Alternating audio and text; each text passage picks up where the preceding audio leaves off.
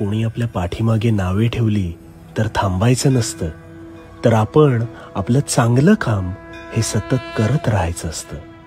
आता तुझी ही चिंता सुद्धा मिटवतो, तर शांतपणे ऐक. सातत्य आणि चिकाटीने तुला नक्कीच बळ मिळेल, आणि एकदा का बळ मिळालं की निश्चित तुला अपेक्षित फळ मिळेल. जिद्द आणि सातत्यामुळे कासव सुद्धा शर्यत जिंकलं होतं हे विसरू नकोस.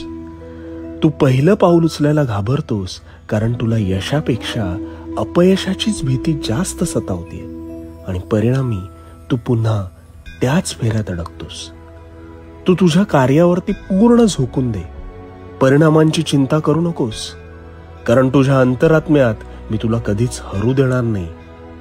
कष्ट आणि मेहनतीत माझे अस्तित्व आहे, आणि म्हणून भिवू नकोस.